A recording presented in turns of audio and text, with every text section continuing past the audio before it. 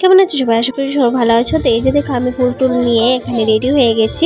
তো আমরা যারা যাচ্ছি অষ্টমী স্নানে, তো বাড়ি থেকে আমরা সব কিছু রেডি করে নিয়ে যাচ্ছি, কেননা স্নান করে ঠাকুরকে যে আমরা ফুল দেবো, তো সবগুলো আমরা বাড়ি থেকে না রেডি করে নিয়ে গেলে তো হবে না। তো এই যে আমরা এখানে গাড়ির মধ্যে বসে গেছি আর আমাদের ব্যাগগুলিও ওই দেখো সঙ্গে করে নিয়ে যাচ্ছি।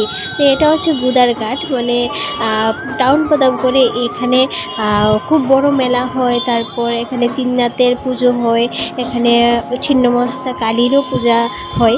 এদিকে দেখো অনেক ভক্তরা এখানে আছে আর প্রসাদও রেডি হচ্ছে। তো আমরা আগে গিয়ে স্নানটা শেষ করে নিই। তো যাওয়ার পথে এখানে দেখো অনেক বৈষ্ণব গোসাইরা বসে আছে, তো ওদেরকে স্নান করে এসে চালও দিতে হয়। তো এটা আমরা ছোটোবেলায় দেখেছি, আমাদেরকে এটা বলা হয়েছে। আর অন্যদিকে দেখো শিবপুরি পুজো হচ্ছে, তারপর গঙ্গা পুজোও হচ্ছে। তো সবটাই আমরা দেখবো একটু স্নান করে আসার পর। তো এখানে তো আগে যাওয়া যাবে না, তো এই পথটাতেই ঘাটে যেতে লাগে, তার জন্য আমি আগে একটু ক্লিপ নিয়ে রেখেছি, কারণ আমি স্নান করে আস্তে আস্তে পুজোটা শেষ হয়ে যাবে। আর এদিকে দেখো ঘাটে অনেক ভিড়। তো সবার আগে সব ছোটোদেরকে আগে স্নান টান করে উপরে পাঠিয়ে দেওয়া হচ্ছে। তো একে একে এই যে দেখো আমার বোন এখানে স্নান করছে, তারপর আমার ছেলে, মানে আমার ছেলে এত খুশি জানো, নদীর মধ্যে নেমে মানে আরও স্নান করবে, সে এত খুশি হয়েছে এবার স্নান করতে গিয়ে।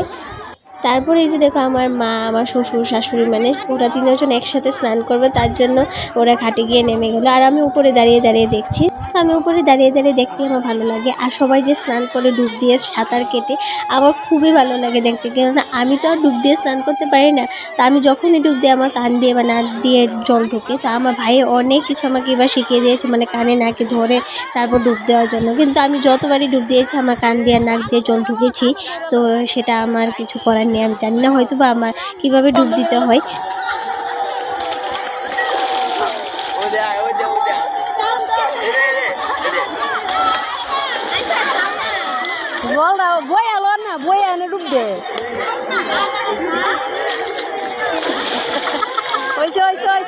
তো আমাদের স্নান শেষ করার পর গঙ্গার মধ্যে ফল আর ফুল অর্পণ করে আমরা এসে গেছি এখানে শিবের মাথায় একটু জল দিতে।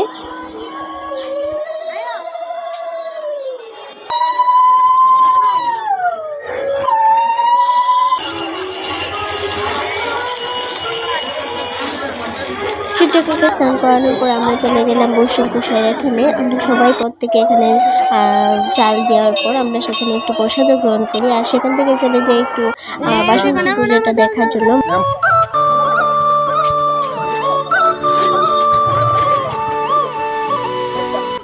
তো আমরা যখন সেখানে গিয়ে পৌঁছাই সেখানে পুজো শুরু হয়েছে আর ঠাকুরটা এত সুন্দর লাগছিল দেখতে, মানে খুবই সুন্দর হয়েছে ঠাকুরটা।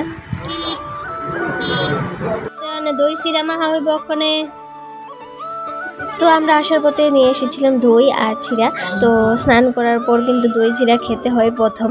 আর আমরা তো সেখানে প্রসাদ দিয়েছি, যখন সেখান থেকে প্রসাদ খেয়ে নিয়েছি, তো বাড়িতে আসার সময় দই আর চিরা নিয়ে এসেছি। তো নিয়ম তো মানতেই হবে, তো দই চিরাটা এখানে মাখা হচ্ছে। আর আমার এই ভিডিওটা তোমাদের কেমন লাগলো অবশ্যই কমেন্ট করে জানাবে। আর প্রথম থেকে শেষ অবধি ভিডিওতে দেখার জন্য সকলকে ধন্যবাদ। আর পরবর্তী ভিডিও আসা পর্যন্ত সবাই ভালো থেকো, সুস্থ থেকো।